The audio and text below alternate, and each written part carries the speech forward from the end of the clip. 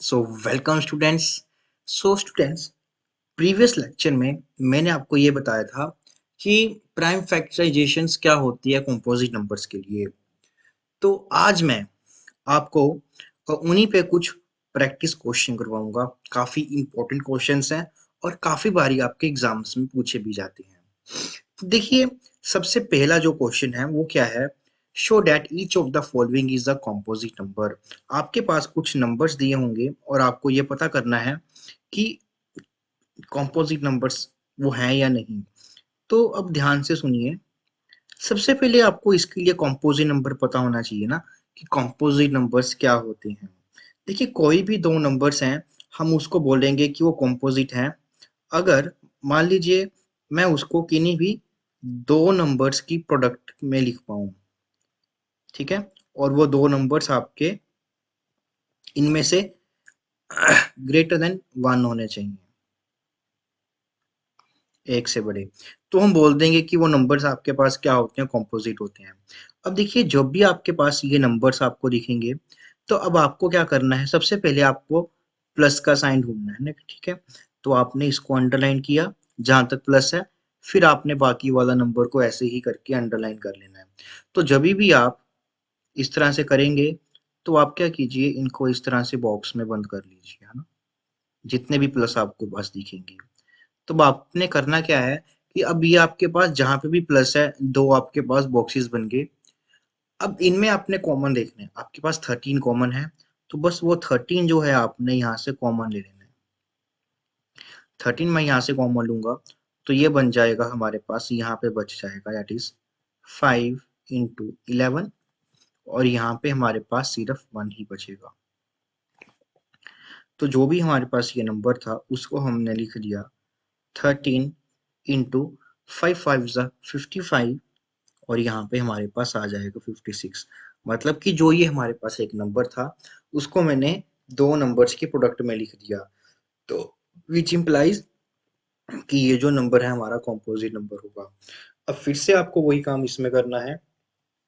क्या करेंगे अब की बार? जहां पे भी आपको प्लस का साइन दिखेगा उनको अपने बॉक्सेस में बंद कर लेना है। सबसे पहले मल्टीप्लाई वालों को साथ में ही लेना है। ठीक है, तो यहाँ पे प्लस था तो मैंने इसको इस तरह से एक बॉक्स में बंद कर लिया, और फिर से मैंने इसको यहाँ से इस बॉक्स में बंद कर लिया। तो हम इस पार्ट का सोल्यूशन करते हैं। आप देखेंगे कि इसमें भी अब की बार आपको 5 कॉमन दिख रहा है, तो आपने यहाँ से 5 को कॉमन ले लेना है। ठीक, और बाकी के जो भी नंबर आपके पास यहाँ पे बचे हैं उसको 6 × 4 × 3 × 2, और यहाँ पे आपके पास +1 आ जाएगा। फिर आप इसको मल्टीप्लाई करके लिख लीजिए, ये आपका 5 और ये आपका हो जाएगा 6 4 × 3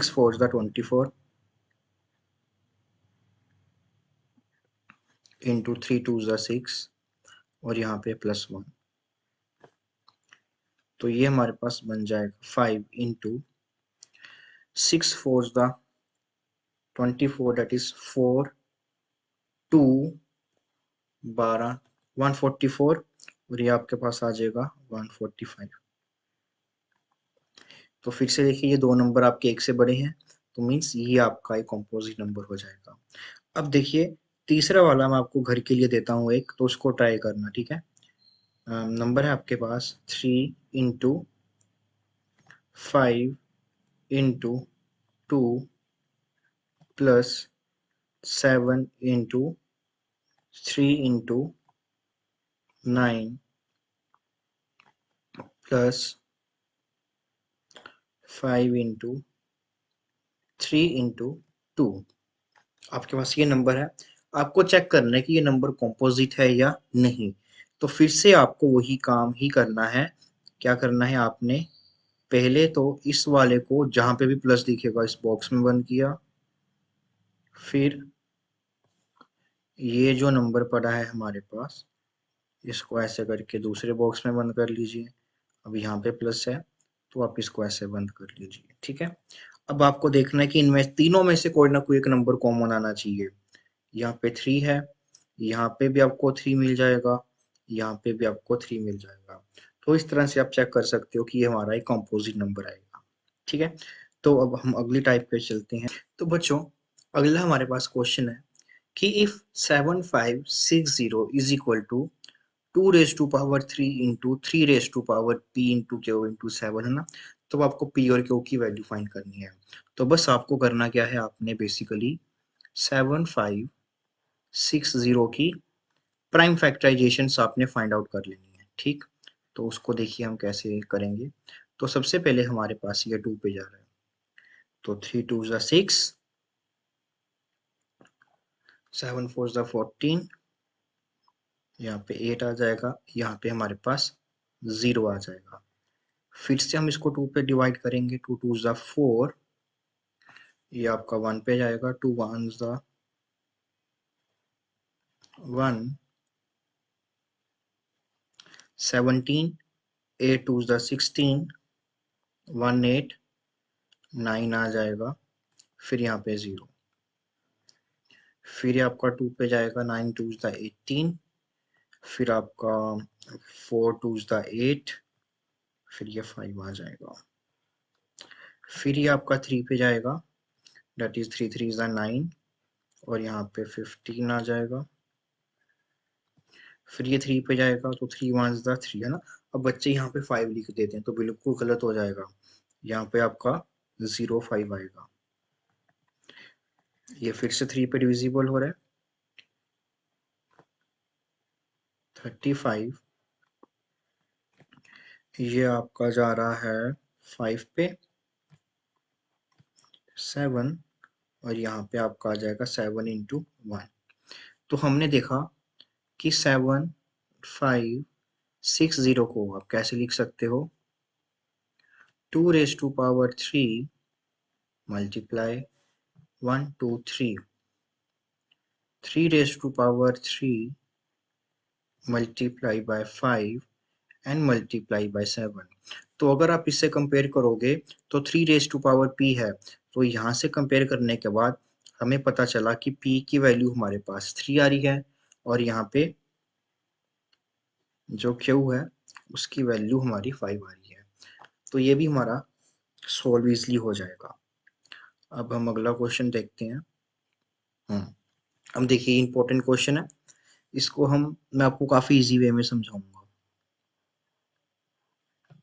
ठीक है, सबसे पहले बच्चों को इसका मतलब नहीं समझ में आता है। इसका मतलब क्या कह रहा है, show that any number of the form 4 raise to power n n belongs to natural number can never end with digit 0। देखिए क्या कह रहा है, सबसे पहले आपको क्वेश्चन समझाता हूँ। यहाँ पे कह रहा है कि हमारे को इस तरह के नंबर लेने हैं 4 रेज टू पावर n, मतलब कि सबसे पहले आपने 4 रेज टू पावर 1 नंबर लेना है, जो कि हमारे पास क्या होगा 4। फिर आपने 4 2 ले लेना है ना, दैट इज 16 आ जाएगा। फिर आपने 4 की पावर 3 लेना है, फिर आपके पास वो 64 आ जाएगा। तो ऐसे ही करते करते आपने सारे के सारे नंबर्स को ढूंढते जाना है।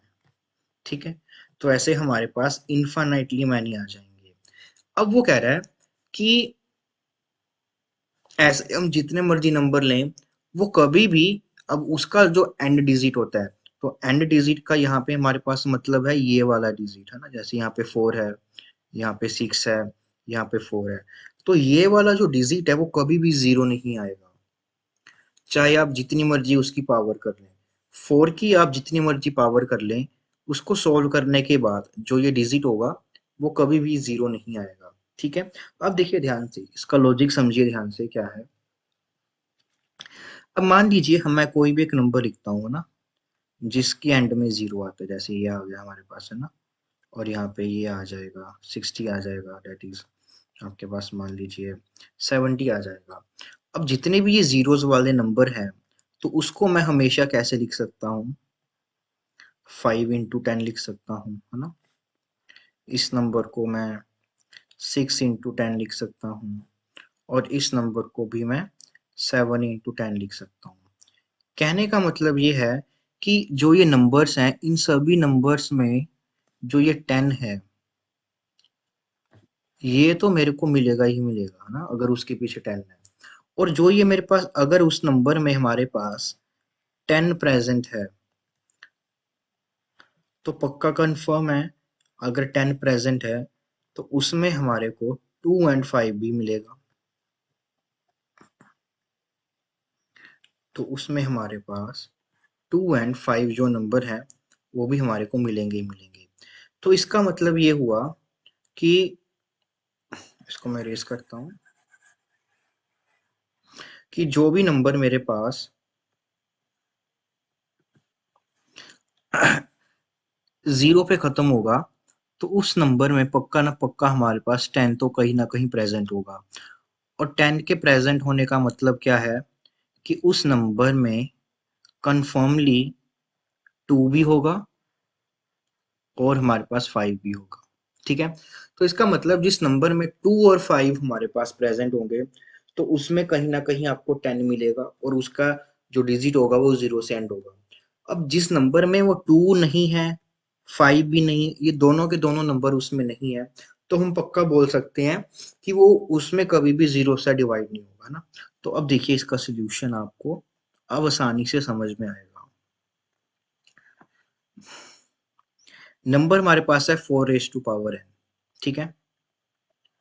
तो आप क्या कीजिए, यहाँ पे जो भी नंबर होगा उसकी प्राइम फैक्टराइजेशन करिए। तो 4 को मैं कैसे लिख सकता हूँ, 2 का स्क्वायर, फिर यहाँ पे हमारे पास उसकी पावर आ जाएगी n, ठीक है। तो 4 की पावर जो n है हमारे पास, तो इसकी प्राइम फैक्टराइजेशन आ जाएगी, that is 2 raised to power 2n, ठीक। अब देखिए अगर इसको 0 से एंड होना था तो हमारे को जरूरत क्या थी, 2 एंड 5 की, ये दोनों के दोनों हमारे पास इसमें प्रेजेंट होने चाहिए। बट इसमें तो अकेला 2 पड़ा है, 5 नहीं है। तो हम लिख लेंगे कि इसका आंसर ऐसे लिखेंगे कि एज, जो हमारे पास प्राइम फैक्टराइजेशन है,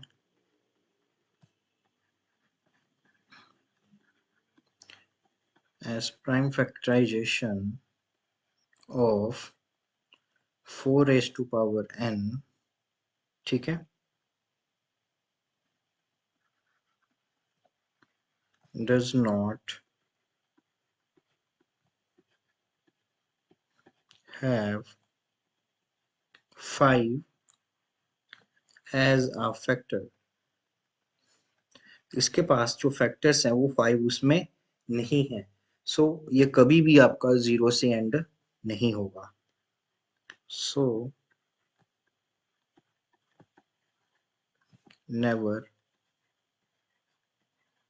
एंड्स